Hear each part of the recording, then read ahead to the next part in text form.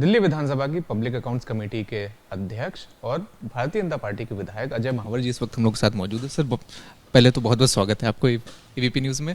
और जिस तरह से पीएससी की आपको मतलब जिम्मेदारी मिली है उसके लिए भी बहुत सारी शुभकामनाएं। सर, मतलब पहला सवाल यही है कि किस तरह से इन जिम्मेदारियों को आप देख रहे हैं, क्योंकि जो दो बड़े मामले हैं, पहला शराब नीति में अनियमितताओं का और दूसरा डीटीसी का, ये मतलब बड़े मामले अब आपके पास आए हैं, जांच करनी है, किस तरह से देख रहे हैं?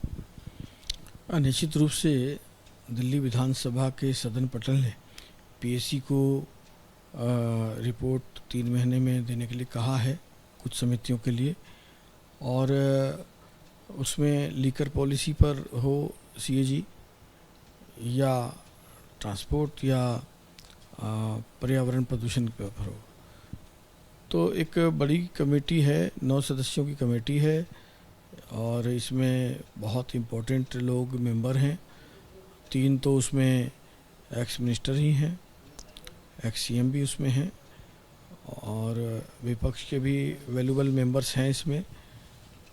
तो मुझे लगता है कि तथ्यों की जांच होगी, जो कमेंट्स होंगे वो रिकॉर्ड किए जाएंगे, जहां पूछताछ है वो पूछताछ भी होगी और सभी तथ्यों की जांच करने के बाद ही हम अपना उसमें कमेंट लिखेंगे। सभी 3 महीने का मतलब समय दिया गया है, 90 दिन का। पहली बैठक कब मतलब उम्मीद हो है कि मतलब होगी? मेरी स्पीकर साहब से आज जल्दी बात होगी और पहली एक इंट्रोडक्टरी मीटिंग तो हम करेंगे ही, बहुत जल्द ही कमिंग वीक में ही इसकी पहली बैठक होगी और मुझे लगता है कि फिर धीरे धीरे उसकी रफ्तार भी बढ़ेगी और काम का दायरा भी। जिस तरह से हम सभी लोग जानते हैं कि जो शराब नीति है, उस शराब नीति की जो अनियमितताएं हैं उसमें खुद मुख्यमंत्री अरविंद केजरीवाल, पूर्व मुख्यमंत्री अरविंद केजरीवाल, पूर्व मुख्यमंत्री मनीष सिसोदिया, ये सभी लोग आरोपी हैं और ना सिर्फ आरोपी हैं बल्कि जेल भी होकर आए हैं। और उसके अलावा लगातार ईडी हो, सीबीआई हो, लगातार जांच, इन लोगों की लगातार जांच भी मतलब लगातार चली। उसके अलावा कोर्ट के अंदर मामला भी मतलब चल रहा है, लगातार उनके साथ पूछताछ भी हुई, ये मतलब सारी चीज़ें हुई। तो क्या ये भी होगा कि पीएससी में इन्हें भी मतलब बुलाया जा सकता है बैठक में? मैंने कहा कि सभी तथ्यों को देखा जाएगा और अगर पूछताछ की जरूरत पड़ेगी तो इनको भी बुलाया जा सकता है। संबंधित अधिकारी जो रहे थे उस संदर्भ में उनको भी बुलाया जा सकता है और जिन्होंने एक तरह से कुछ चीज़ें आगे आकर सरकारी गवाह के रूप में भी कोई बात कही होगी उनको भी बुलाया जा सकता है।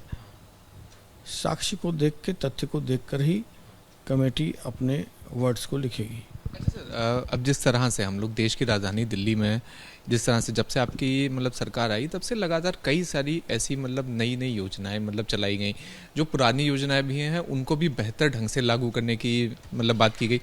तो अब 2 सवाल थे हमारे आपसे। पहला तो मतलब ये था कि जिस तरह से पूर्ववर्ती सरकारों में जिस तरह से लोगों को विभिन्न बोर्डों के अंदर, कमेटियों में, एकेडमियों में नामित करा गया था, तो अब उनकी नियुक्ति को मतलब रद्द करा गया और फिर से नई कमेटी रिकॉन्स्टिट्यूट करने की मतलब बात चल रही। तो इसको सर किस तरह से आप देखते हैं? देखिए, जब सरकार बदलती है तो निश्चित रूप से इस सारे चीज़ों की पुनर्संरचना, पुनर्गठन होता ही है और उसी तहत सरकार ने अपना पुराने बोर्डों को या उनको भंग किया होगा, क्योंकि ज़्यादातर सभी लोग तो उसमें आपने देखा होगा कि पिछली सरकार के जो नुमाइंदे थे, जो एमएलएस थे, नॉन एमएलएस थे, उनके यहाँ तक कि उनकी पार्टी की स्पोक्स पर्सन हैं या उनकी पार्टी के ऑफिस बीरर हैं, उनको लाभ देने के लिए उन बोर्डों में स्थान दिया गया था।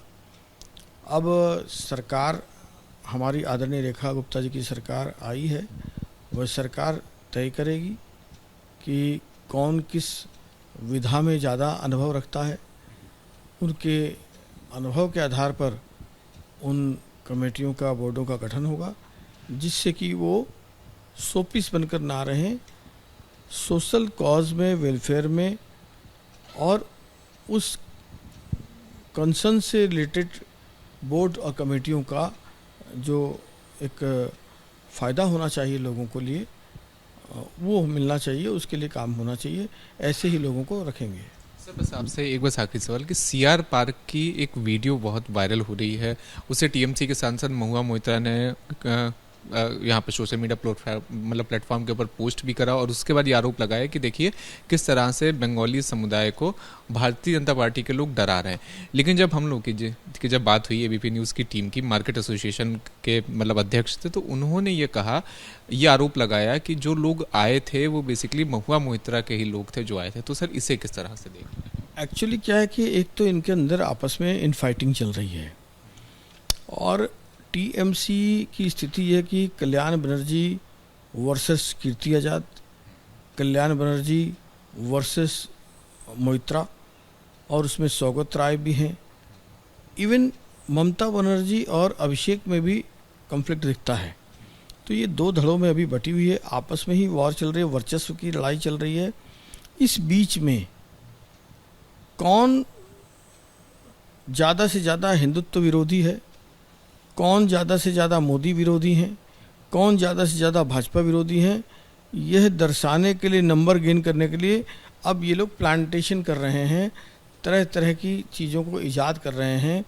और इसी में नंबर खोरी के लिए मोइत्रा जी ने एक प्लान्ड वे में इसको क्रिएट किया, और ताकि भगवा वस्त्र पहना करके वो जो भी बयानबाजी हुई हैं तो वो एक तरह से दूसरों को बदनाम करने की होड़ में आगे दिखना और करना, ये वर्चस्व की लड़ाई ये लोग आपस में लड़ रहे हैं। सर बस एक आपसे आखिरी सवाल, देश की राजधानी दिल्ली में पिछले 10 सालों से अगर हम लोग देखते हैं तो सबसे ज़्यादा कोई एक अगर जनता का मुद्दा सबसे ज़्यादा प्रभावी होता है तो वो स्कूलों की फ़ीस का होता है। अब हो क्या रहा है कि पिछले 10 सालों में स्कूलों ने शिक्षा निदेशालय की मंजूरी लेकर हर साल 10%, 15%, 17%, 18%, कहीं कहीं 36% फीस बढ़ाई। समस्या ये हुई कि पिछले 10 साल में दिल्ली में अंदाजन 1677 स्कूल हैं, लेकिन सिर्फ 75 स्कूलों का ऑडिट हुआ। अब आम आदमी पार्टी जैसे आपकी सरकार बनी वो आरोप लगाने लगी कि देखिए स्कूल फीस बढ़ा रहे हैं, ये सारी चीज़ें कर रहे हैं। लेकिन अब सरकार ने ये साफ करा कि सभी स्कूलों का लाइन से ऑडिट करवाया जाएगा। जो पिछले 10 साल में सिर्फ मात्र 75 स्कूलों का ऑडिट हुआ, अब सभी स्कूलों का ऑडिट होगा और स्कूलों को भी साफ चेतावनी दी गई कि फीस आप नहीं बढ़ाएंगे। इसे सर किस तरह? नहीं, अभी मंत्री जी ने जवाब दिया है, आम आदमी पार्टी ने जो भी कहा हो, पर सच तो ये है कि फ़ीस तो बढ़ी थी पिछले समय में भी। अब किसी स्कूल ने एक्स्ट्रा ऑर्डनरी कोई कदम बढ़ाया है तो उसके लिए हमारे मंत्री आदरणीय आशीष जी ने कड़े शब्दों में उस विषय पर कहा है, और कहा है कठोर कार्रवाई होगी, कानूनी कार्रवाई होगी, और वो करेंगे भी। जहाँ तक 1600 से ज़्यादा स्कूलों में 75 स्कूल का ही ऑडिट हुआ, तो बाकी सबके साथ क्या सेटिंग थी अरविंद केजरीवाल की, मनीष सिसोदिया जी की, आतिशी जी की, जो शिक्षा मंत्री रहे हैं, ऐसी क्या बात थी? तो होनी चाहिए थी, नहीं हुई तो क्या अंडर द टेबल कुछ है? क्या यहाँ भी एक करप्शन की और एक और पौध दिखेगी? तो पता नहीं है, मुझे काफ़ी आशंका लगती है। इन्होंने किसी विभाग को और किसी विभाग की किसी चीज़ को छोड़ा नहीं जहाँ करप्शन ना किया हो। तो मुझे लगता है इसमें भी कुछ ना कुछ ऐसा ही निकलेगा। और सरकार ने अच्छा कदम लिया है, सभी स्कूलों की ऑडिटेड जांच होगी और सबको ट्रांसपेरेंसी के साथ अपना विकास करने के साथ दिल्ली को और एजुकेशन को आगे लेके चलना है। इस भावना को रखना ही चाहिए। पुराने समय में गुरुकुल से समय तक जो एक हमारी संस्कृति रही है, उस संस्कृति को बेस को इकोनॉमिकल डाइवर्ट नहीं करना चाहिए बहुत ज़्यादा। शिक्षा ज़रूरी है लोगों के लिए, मनमानीपन तो चलेगा नहीं, ना आदरणीय रेखा गुप्ता जी की सरकार चलने देगी। ये हमारे साथ अजय महावर जी थे, भारतीय जनता पार्टी के विधायक हैं और पीएससी के अध्यक्ष, और लगातार उन्होंने हर मुद्दे के ऊपर साफ साफ जवाब दिया और लगातार हर मुद्दे के ऊपर अपना पक्ष रखा। Shivank Mishra, ABP news, Delhi.